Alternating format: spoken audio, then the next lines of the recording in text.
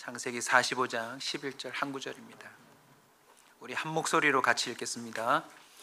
흉년이 아직 5해가 있으니 내가 거기서 아버지를 복량하리이다. 아버지와 아버지의 가족과 아버지께 속한 모든 사람에게 부족함이 없도록 하겠나이다 하더라고 전하소서. 아멘. 우리 옆 사람에게 한번 같이 인사하겠습니다. 예배하는 자에게 기적이 일어납니다.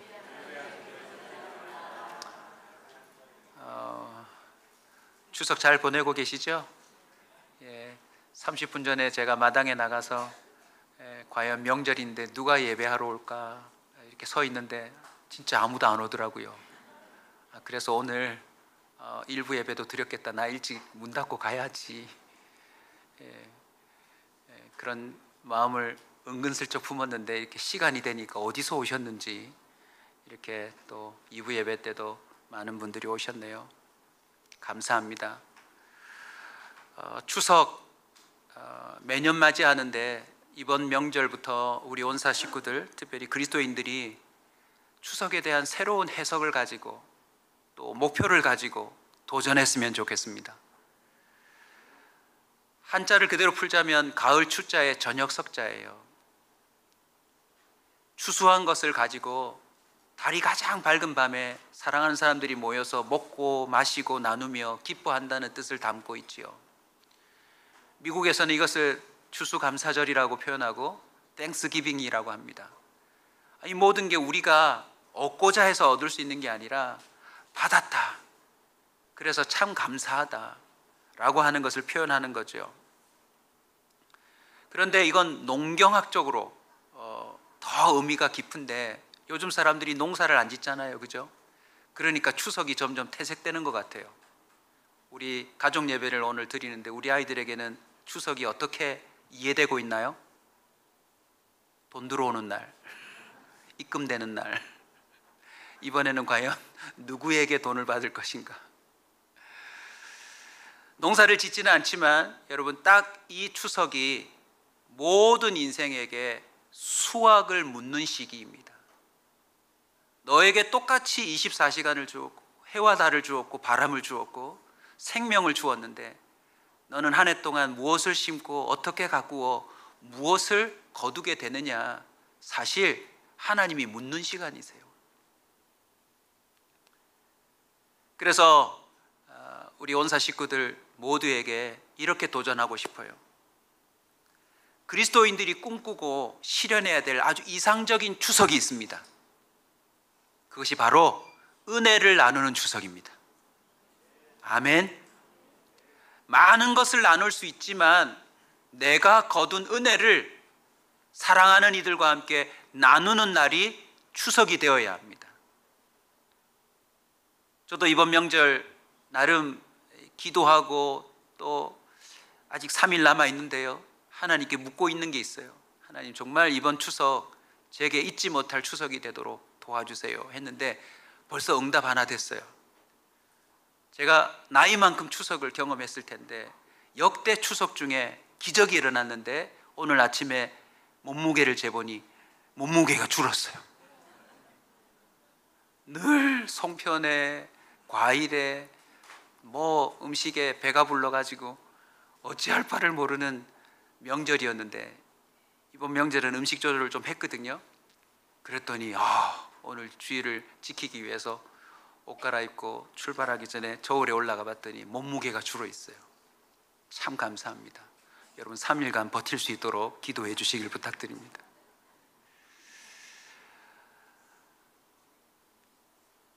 오늘 여러분에게 소개하는 이 요셉이 추석 중에 가장 이상적인 가족 모임을 보여주는 모델입니다.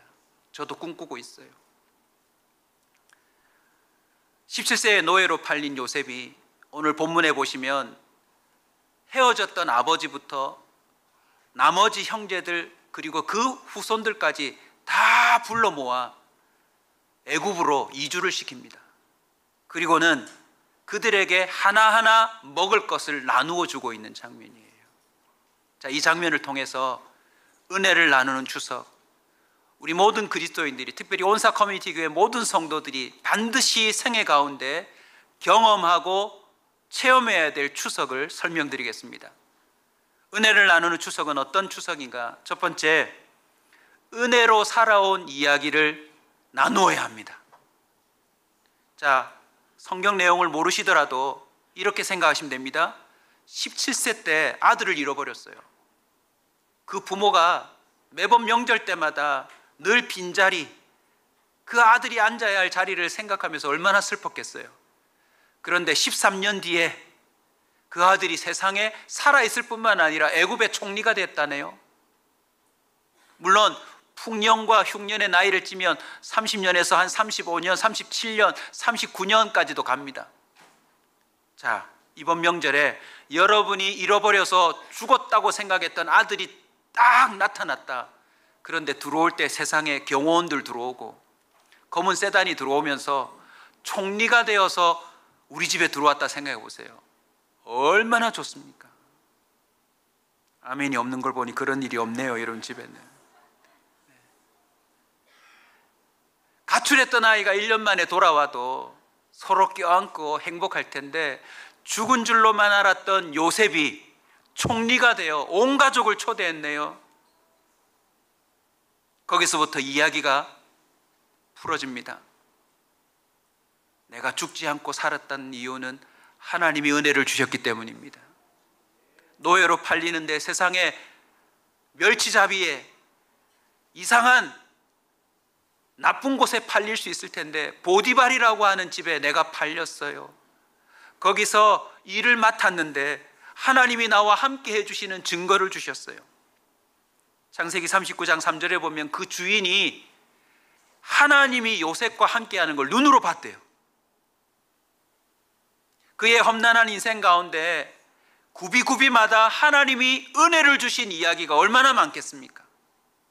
온 가족이 모여서 그걸 하나하나 풀었더니 얼마나 힘이 났겠어요. 저와 여러분도 추석에 모일 때마다 부모에게, 배우자에게, 자녀에게, 먼 친척들에게 제가 지금까지 죽지 않고 살았던 이유는 하나님이 이런 은혜를 주셨기 때문입니다. 이런 보살핌을 허락하셨기 때문입니다라고 나누어 줄 수 있어야 합니다. 여러분, 흉년이 아직 5해가 더 있으니 어찌 될지 몰라요. 그런데 요셉이 이 은혜를 나누기 시작하면서 이 흉년이 더 이상 흉년이 아닌 것으로 모든 가족들에게 받아들여지는 거죠. 지금 세상도 보십시오. 어느 때보다도 먹을 것이 많고 제품이 많고 과자가 많고, 이번 명절에도 한번 눈여겨보십시오. 조금만 나가보면 전부 다 먹는 집이에요. 디저트 가게예요. 바깥보다 그 후식이 훨씬 더 비싸요. 얼마나 먹을 게 많은지. 그럼에도 불구하고 사람들의 눈빛은 뭔가 배고파 보여요. 공허해 보여요. 참 행복이 없어 보입니다. 왜요? 흉년이니까. 진짜 그 배부를 수 있는 공급이 그들에게는 없으니까요. 요셉이 나누어주는 이야기는 무엇입니까? 하나님이 살아계신다. 그리고 그 하나님이 믿는 자들을 이렇게까지 지키시고 보호하신다라고 하는 생생한 이야기를 풀어놓으니 이곳에서도 저곳에서도 풍요로움과 만족을 경험하지 못하던 인생들이 소망을 얻는 겁니다. 위로를 받는 거예요. 저도 명절 때 가서 딴 거보다도 아버지 어머니 저희 교회에 이런 일이 있었어요, 저희 집에 이런 일이 있었어요 라고 은혜 받은 이야기를 풀어놓으면 부모님이 제일 기뻐하세요. 내가 너를 도와줄 수 없건만 엄마의 기도가 응답됐구나. 봐, 하나님 살아계시지. 가족들에게도 은혜의 이야기를 나누면 아이고 축하해요, 하나님이 정말 도우셨네요, 하나님이 살아계시네요 라고 하면서 가로 열고 어떤 마음을 품습니까? 아, 그 하나님이 나도 그렇게 도우실 수 있구나, 그 하나님이 나도 이렇게 은혜를 주실 수 있구나라고 하는 힘을 얻는다는 거죠. 요셉뿐만이 아닙니다. 구체적인 예가 성경에 너무 많은데요. 우리 출애굽기 18장 한번 살펴볼까요? 성경 구절을 띄워드리겠습니다. 모세가 추석처럼 장인을 맞이합니다. 처가집 식구들이 다 와요. 우리 18장 1절 같이 읽습니다. 모세의 장인이며 미디안 제사장인 이드로가 하나님이 모세에게와 자기 백성 이스라엘에게 하신 일, 곧 여호와께서 이스라엘을 애굽에서 인도하여 내신 모든 일을 들으니라. 사위가 지금 어떻게 해서 여기까지 왔는지 그 은혜 주신 이야기를 풀어놓은 거죠. 8절, 9절, 10절, 11절까지도 같이 읽읍시다. 모세가 여호와께서 이스라엘을 위하여 바로와 애굽 사람에게 행하신 모든 일과 길에서 그들이 당한 모든 고난과 여호와께서 그들을 구원하신 일을 다 그 장인에게 말하며 이드로가 여호와께서 이스라엘에게 큰 은혜를 베푸사 애굽 사람의 손에서 구원하심을 기뻐하여 이드로가 이르되 여호와를 찬송하리로다. 너희를 애굽 사람의 손에서와 바로의 손에서 건져내시고 백성을 애굽 사람의 손 아래서 건지셨도다. 이제 내가 알았도다. 여호와는 모든 신보다 크심으로 이스라엘에게 교만하게 행하는 그들을 이기셨도다. 할렐루야. 우리는 추석 때마다 우리가 받은 은혜를 이야기로 나누어야 합니다. 그리고는 세상 어디에서도 경험하지 못한 그 하나님을 이제야 알겠도다. 나도 그 하나님의 은혜를 얻고 살고 싶다라고 고백할 수 있도록 우리는 진정한 추석 선물을 나눌 수 있어야 합니다. 요셉은 그 이야기를 풀어놓으니까요, 아버지 야곱부터 형제들이 얼마나 감격했을까요? 우리가 사실은 팔았는데, 사실은 짐승에 찍혀 죽은 줄로 알았는데 하나님이 그 생명을 어떻게 지키시고 어떻게 인도하시고 어떻게 그를 성장시키셔서 도리어 이 아들로 말미암아 우리에게 이런 은혜를 주님이 또 베푸시는가. 여러분이 은혜로 살아온 이야기를 나눌 수 있는 자가 되시길 축복합니다. 두 번째는요, 생명을 이어갈 곡식을 나누는 은혜입니다. 요셉은 말로만 자신의 그 은혜로운 이야기를 나눈 게 아니에요. 흉년이 아직도 5해가 남았으니까 아무리 분위기 좋아도 먹고 살아야 되잖아요. 요셉은 그 가족들에게 일일이 먹을 걸 챙겨줍니다. 사랑하는 성도 여러분, 이번 명절에요, 하나님께서 우리에게 주신 은혜를 잘 묵상하고 커피 한 잔이라도 사줄 수 있었으면 좋겠어요. 가족들이 딱 모였을 때 아침부터 설거지하고 있는 사람이 있으면 그냥 먹은 그릇 거기다 두지만 마시고 끝나고 나서 몰래 불러내어서 커피라도 한 잔 사주시면서 오늘 설거지 해주셔서 참 힘드셨죠? 매번 그렇게 설거지 하시는 모습이 저한테는 참 기쁨이 되고 감사가 됩니다. 힘내세요. 별것 아닌 것처럼 보여도요, 은혜의 눈빛으로 서로를 바라보며 그 허기진 마음 하나를 챙겨주는 것이 진정한 추석 선물이 될 수 있는 거죠. 양말 한 켤레를 준비해 보십시오. 상품권 한 장을 중보해 보십시오. 내게 물질이 너무 부족하다면 편지 한 장이라도 적어 보세요. 오늘날 많은 사람들이요, 먹을 게 없어서 죽어가는 게 아니에요. 살아갈 힘이 없어서 죽어가요. 다 죽고 싶대요. 식구들이 모였는데 서로 이야기를 풀어보면 서로 죽겠대요. 어른들은 우리 애 아빠 때문에 죽겠어요 그러고, 애들은 부모 때문에 죽겠어요 그러고, 부모들은 자녀들 때문에 죽겠어요. 요셉이 먹을 것을 줄 수 있었던 결정적인 이유가 뭡니까? 요셉이 감옥에 있는 동안 그 바로와의 꿈을 해석할 수 있는 능력을 주셨잖아요. 7년 풍년이 있고 7년 흉년이 임할 텐데 풍년이 임했을 때 그것을 비축해 둘 수 있는 지혜를 주셨잖아요. 여러분, 여기서 중요한 메시지를 여러분에게 던집니다. 우리가 믿음 안에서 제대로 생활한다면 하나님은 우리에게 이런 지혜를 주십니다. 우리에게 이런 걸 비축할 수 있도록 채워주십니다. 하나님은 우리로 하여금 생명을 이어갈 곡식들을 사람들에게 나누어 주길 원하세요. 나중에 창세기를 유심히 읽어보십시오. 흉년의 때에 다 팝니다. 땅 문서도 팔고 짐승도 팔고 돈도 다 버려요. 그게 무슨 의미냐면 다음 기회에 한번 또 설명을 하려고 제가 준비하고 있는데요. 여러분, 흉년의 때가 되면 아무것도 필요 없습니다. 일용할 양식 한 끼면 됩니다. 추석 때마다 느끼십시오. 이렇게 모여서 한 끼 식사하는 게 그게 인생입니다. 그 외에 다른 무엇을 가진다 해도 더 행복한 게 아니에요, 여러분.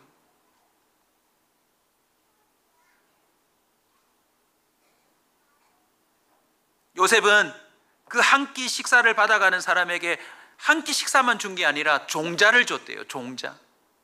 종자가 무엇입니까? 여러분, 농사를 지어보신 분은 아시겠지만 농사꾼에게 생명 같은 것이 뭐냐면 수확물이 아니에요. 다음에 농사 지을 종자가 그에겐 생명이래요. 그래서 이것만큼은 아무리 가난해도 팔지 않고 아무리 힘들어도 이걸 버리지 않는다, 먹지 않는다. 그게 농사꾼의 1급 비밀입니다. 그런데 요셉이요, 모든 걸 잃어버린 자들에게 종자를 나눠줘요. 저는 우리 그리스도인이, 특별히 온사 커뮤니티 교회 성도들이요, 사랑하는 가족들에게, 친척들에게 종자를 나눠줄 수 있는 사람들이 되시길 주 이름으로 축원합니다. 먹고 살 수 있는 길을 열어주는 자예요. 물질로만 말하는 게 아닙니다. 나보다 더 부자인데 죽겠다 하는 사람에게 숨 쉴 수 있도록 위로의 한마디를 줄 수 있는 자가 되시길 주 이름으로 축원합니다. 결정적인 은혜의 팁을 알려줄 수 있는 성도들이 되기를 축원합니다. 배고픈 자에게, 위로가 필요한 자에게, 섬김이 필요한 자에게, 한번 웃고 갈 시간이 필요한 자에게 결정적인 은혜의 나눔을 주는 추석이 되기를 주의 이름으로 축원합니다. 출애굽기 16장 12절도 다 같이 읽을까요?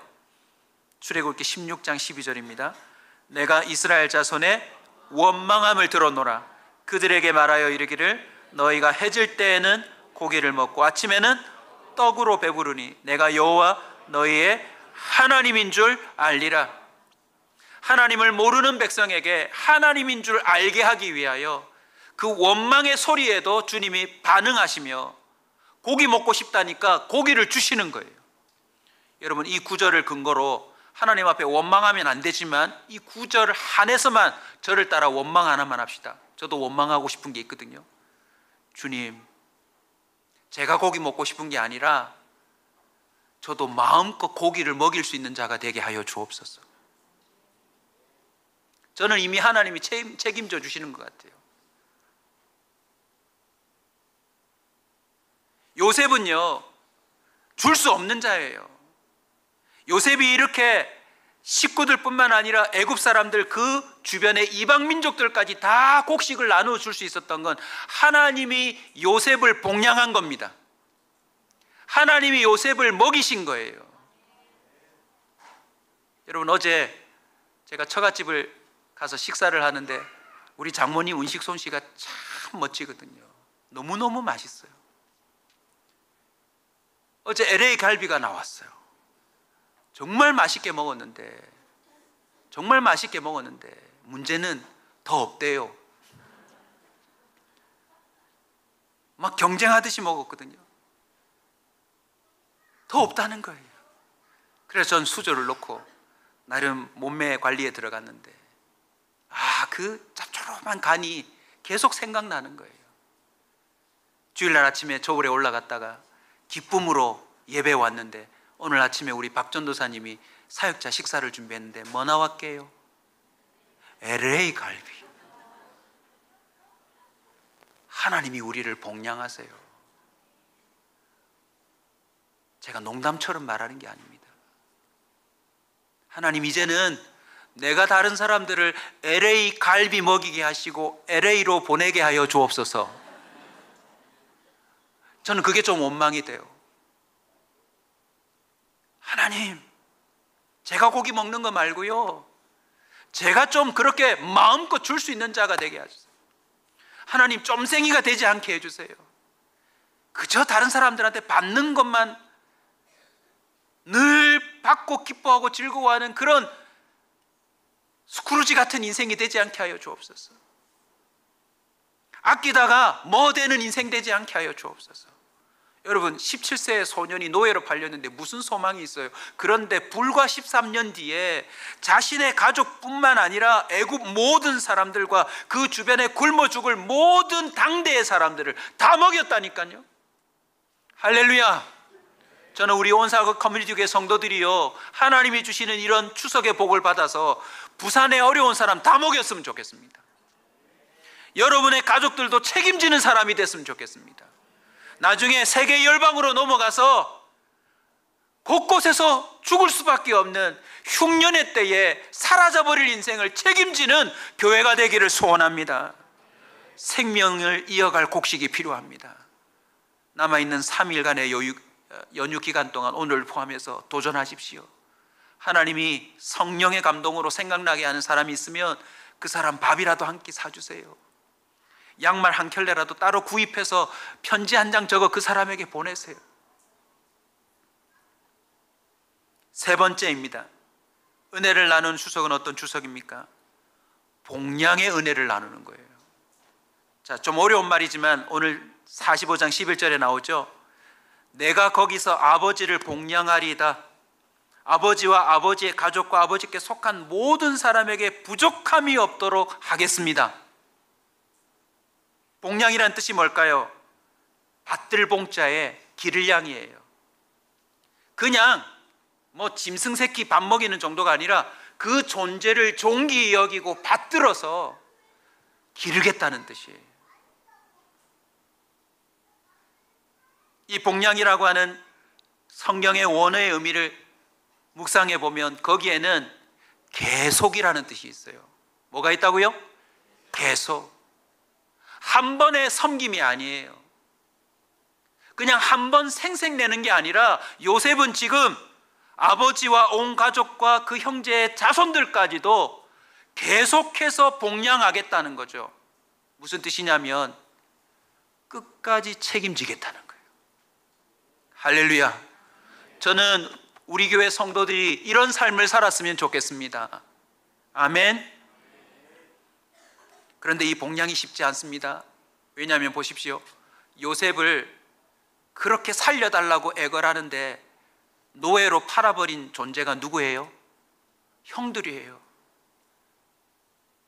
이번 명절에 여러분 혹시 형제들과 안 싸우셨어요? 싸우신 분 남으세요. 저와 기도하고 가게. 왜 싸웁니까? 과거사 때문에. 그때 형이 말아먹었잖아. 그때 언니가 아빠 거 가져갔잖아. 뭐 이러쿵저러쿵 이권에 이런저런 이야기에 형제들끼리요, 사실상 관계가 많이 깨어져 있어요. 형이 그때 나 때렸잖아. 그때 언니가 내 거 가져갔잖아.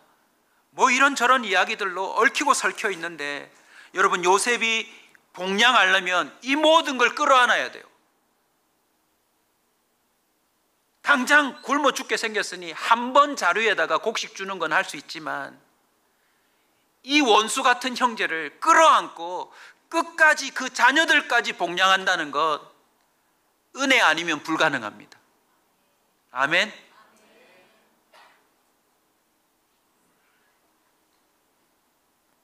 제가 이번 명절에 참 귀한 소식을 들었습니다. 이건 가족이니까 제가 오픈할 수 있을 것 같아요.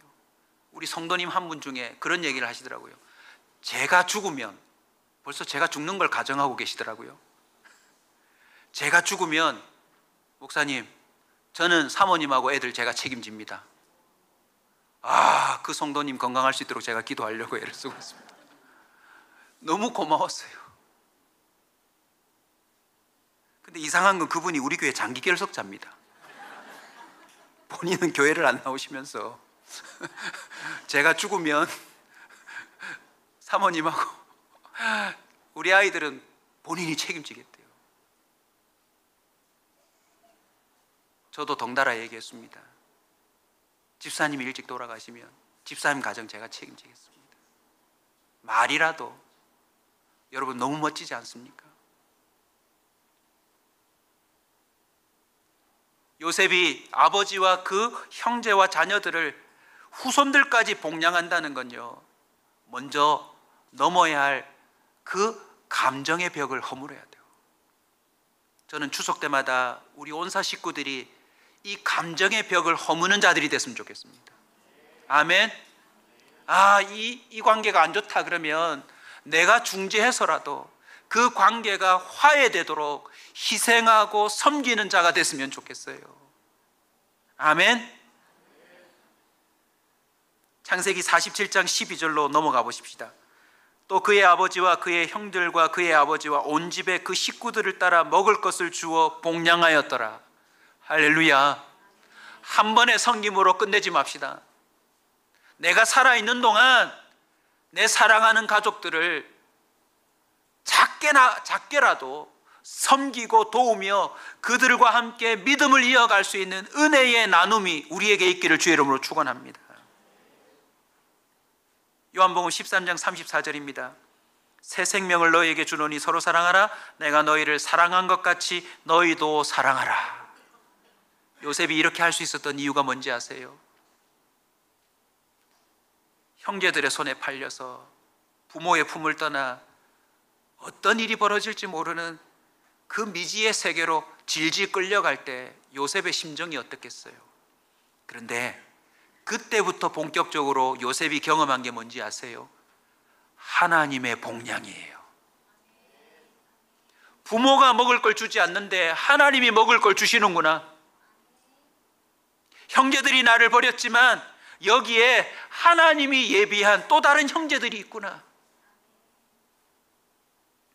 억울함 속에 보십시오.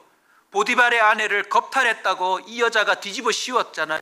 그러면 진짜 당장 목이 달아날 위기인데 보디발이 요셉을 죽이지 않습니다.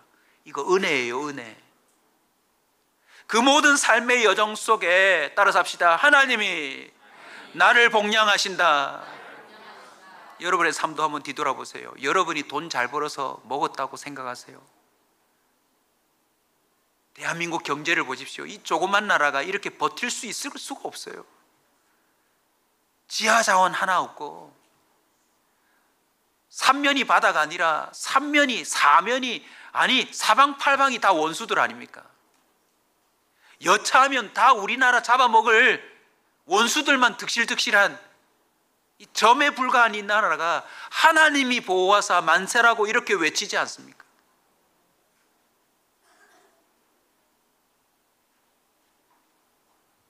요셉은요, 자신이 하나님의 복량을 받고 있다는 것을 정확하게 이해했기 때문에 조건 없이 내가 받은 대로 사랑하리라. 내가 받은 대로 사랑하리라. 할렐루야. 두고 보십시오.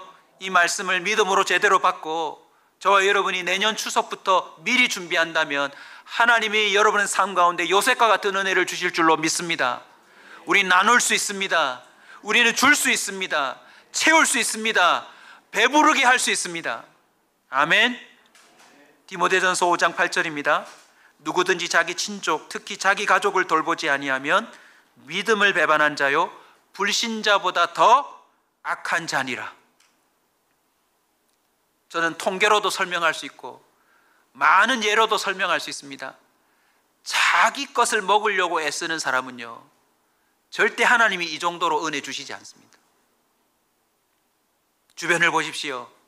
요셉처럼 다른 이들에게 은혜로 살아온 이야기를 나누고 생명을 이어갈 곡식을 내어주고 자신의 목도 아닌데 복양하려고까지 덤벼드는 사람에게는 하나님이 부족함 없이 채우십니다. 그러나 자기 친족을 돌보지 않고 자기 것, 심지어 배우자와 자녀들에게까지도 자기 걸 움켜쥐고 지지 않는 자에게는 하나님이 절대 부어주지 않습니다. 야고보서 1장 27절입니다. 하나님 아버지 앞에서 정결하고 더러움이 없는 경건을 설명하는데 그게 바로 아침에 큐티하고 새벽 기도하고 철야 기도하는 그런 게 아니라 고아와 가부를 환난 중에 돌보고 자기 일을 지켜 세속에 물들지 아니하는 그것이라. 할렐루야. 다음 추석 때까지 우리 요셉처럼 살아봅시다.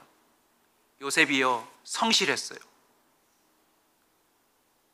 보디발의 집에 팔려가서 정말 성실하게 일했다고요.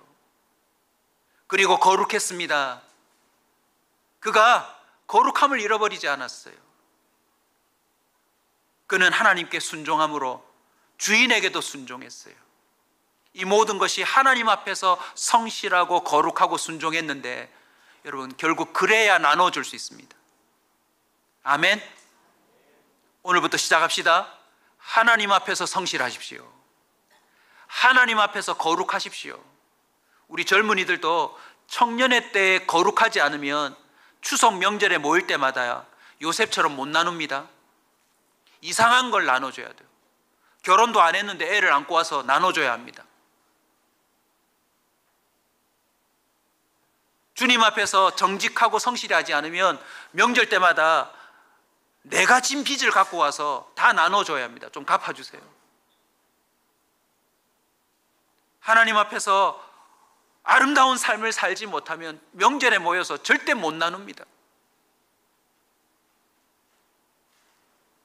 말씀을 정리하겠습니다. 오늘 추석 특집으로 빨리 마칩니다. 은혜를 나누는 추석, 어떤 의미를 담고 있습니까?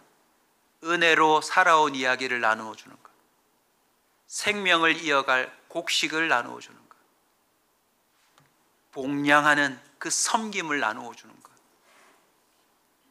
이야기로부터 출발해서 지금 결정적으로 다급한 가장 필요한 것들을 나누어 줄 뿐만 아니라 한 번으로 끝내지 않고 그 인생이 서기까지 끝까지 책임져 주는 봉양을 몸소 실행으로 옮길 수 있는 우리 그리스도인들이요, 또 온사 식구들이 되시길 주 이름으로 축원합니다.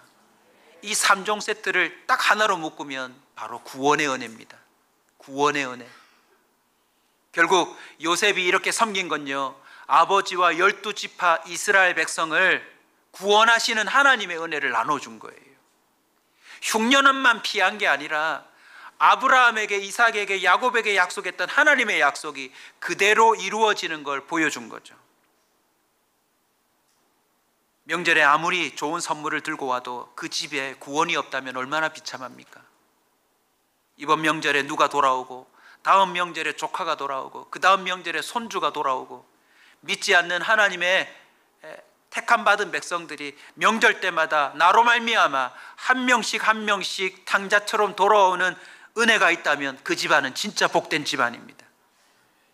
룻기 4장에도 그 예가 나옵니다. 여러분, 룻기가 보시면요, 흉년을 피해서 온 식구가 뭔가 먹을 게 있는 곳으로 이사를 가는데 거기 가서 남편 죽고 두 아들 다 죽습니다. 며느님들만 남고 홀로 과부된 나오미만 남아요. 초라하게 돌아오려고 하는데 룻이라고 하는 이방 여자가 따라옵니다. 그 여자로 말미암아 하나님이 어떻게 하시는 줄 아세요? 봉양자를 준비하는데 룻이 보아스를 만나고 보아스를 통하여서 이삭을 죽게 해서 먹을 것을 그 빈손에 가득 채워주신 다음에 세상에 이 두 사람이 결혼하여서 남편도 자식도 없기 때문에 대가 끊어진 나오미에게 하나님이 아들을 주세요. 할렐루야. 그 손자가 누군지 아십니까? 바로 다윗의 아버지 오벳이에요. 그 성경 구절 한번 보십시다. 룻기 4장 15절 여러분이 한번 읽어주세요. 시작.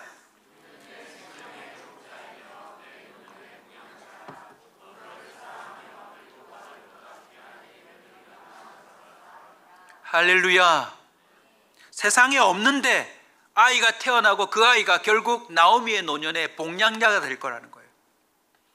족보를 거슬러 내려가 보니 그 오벳이 다윗의 아버지가 되는 거예요. 결국 나오미를 통하여, 룻을 통하여 다윗이 나옵니다. 뭘 의미하죠?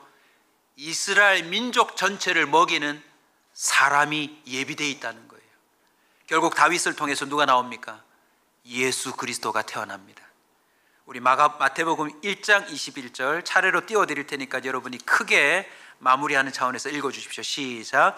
아들을 낳으리니 이름을 예수라 하라. 이는 그가 자기 백성을 그들의 죄에서 구원할 자이. 요한복음 6장 35절입니다.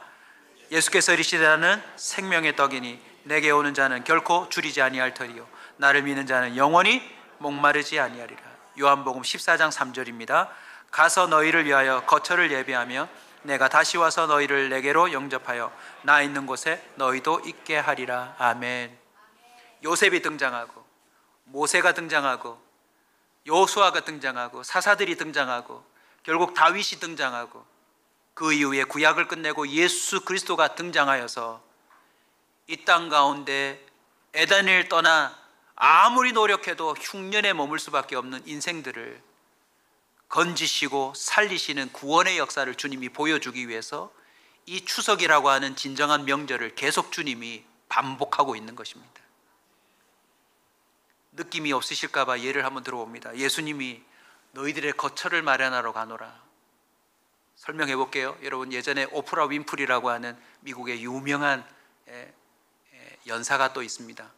그 어릴 적 아픔을 견뎌내고 이겨내고 여자 요셉처럼 성공했는데 그 오프라 윈프리 쇼가 대단히 유명하죠. 어느 날 쇼를 마치고 나서 모든 참석한 사람들에게 이렇게 명령합니다. 여러분 의자 밑에 손을 넣어 보십시오. 모든 사람이 의자 밑에 손을 넣었더니 이야, 그 밑에 박스가 하나 있는데 그 안에 자동차 키가 한 대씩 다 있는 거예요. 그날 방청객 모든 사람에게 오프라 윈프리가 차 한 대씩 다 줬어요.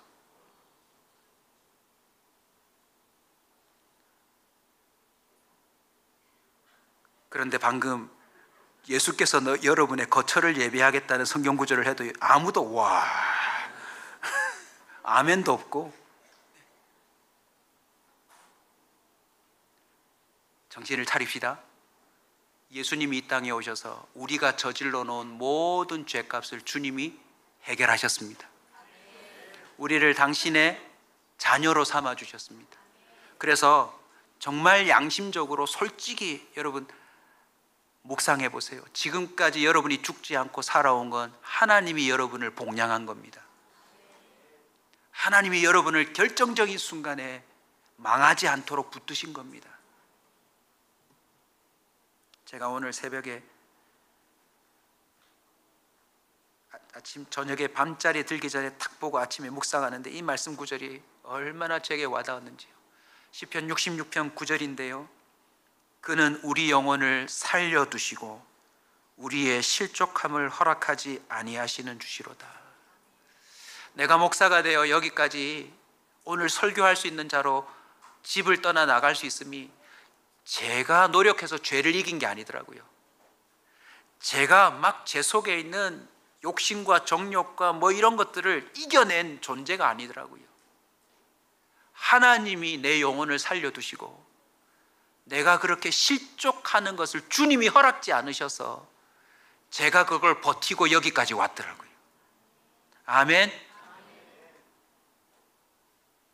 이 모든 걸 경험한 베드로가 자신의 생을 근거로 삼아 이렇게 고백합니다. 베드로전서 5장 7절. 우리 다 같이 일어나서 크게 한번 외칩시다. 베드로전서 5장 7절입니다.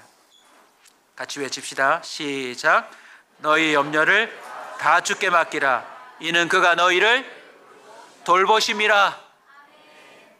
여러분, 우리는 주님께 맡겨도 됩니다. 왜냐하면 주님이 우리를 돌보실 거니까. 이제 우리는 다른 사람을 돌보고자 도전합시다. 여기서 돌보다라고 하는 그 베드로가 사용한 언어가 어떤 의미냐면 그냥 케어해 준다는 말이 아니라 중요한 존재가 되었다라는 뜻이래요. 주님께 염려를 맡겨라. 너희들은 하나님께 중요한 존재가 되었다. 베드로 자신이 경험한 거죠. 요즘 말로 좀 바꿔드릴게요. 또 와가 안 나와서 이번엔 좀 와 좀 하십시오. 여러분이 주님께 VIP래요. 그래서 여러분을 흉년의 때에 굶어 죽도록 내버려 둘 수가 없대요. 그래서 혹시라도 모를까봐 LA 갈비 더 먹고 싶다 하면 다음날 주님이 봐, 내가 너를 책임지잖아. 넌 염려하지 말고 다른 사람들을 돌봐. 하나님이 그렇게 명령해 주시는 거예요. 저는 우리 교회가 이 사명을 갖고 개척되었다고 믿습니다. 이제 우리 다른 사람들을 복량하는 교회가 됩시다.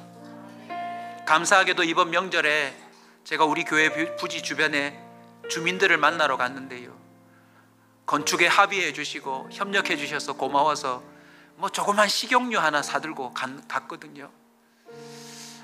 이 뭐 집집마다 들어가기가 좀 민망했는데 들어갔더니 제가 깜짝 놀랐어요. 사실상 죽음을 앞둔 어르신들이 대부분이에요. 가운데 집 할머니는 며칠 전에 병원 가셨는데 아직도 안 오셨다고, 빨래는 걸려 있는데 옆집 할머니가 그 할매 아직도 병원 갔는데 안 왔는가 봐, 그 집에 아무도 없는가 봐 그러시더라고요. 선물 하나 드렸더니 세상에 제 등을 도닥도닥 하면서 우리는 준비 못 했는데 우리한테 이런 걸 다 주고 고맙네. 우리 교회가 그분들을 모셨으면 좋겠어요. 자녀들도 어떻게 하는지는 모르겠지만 우리 교회가 그분 옆으로 가서 그분들이 천국 갈 수 있도록 길을 안내하고, 자녀들이 복양하지 못하는 걸 우리 교인들이 그분들의 노후를 돌보는 교회가 되면 좋겠다 하는 그런 확신이 들었습니다. 이번 추석도 아직 끝나지 않았습니다. 오늘 내일 화요일까지 커피 한 잔이라도 도전해 보십시오. 양말 한 켤레라도 사서 여러분 집안에 정말 힘겹게 살고 있는 누군가를 찾아가서 그를 도닥이고 그에게 힘내라고, 당신을 응원한다고 한마디라도 내뱉어 주시는 여러분이 되시길 주의 이름으로 축원합니다. 또 괜히 가자마자 내가 복양하겠다고, 책임지겠다고 덤벼들지 마시고 하나님이 주시는 감동으로 조심스럽게 이 요셉이 경험하였던 은혜 나누는 추석을 시작하시길 주의 이름으로 축원합니다. 여러분 삶을 뒤돌아보십시오. 저와 여러분의 복양은 이미 주님이 시작하셨습니다. 지금까지 우리가 누려왔던 거 내가 돈 벌어 한 게 아닙니다. 주님이 우리를 구비구비마다 지켜주시고 살려주신 것인 줄로 믿습니다. 그 은혜 찬송하면서 헌신하십시다. 내가 누려왔던 모든 것들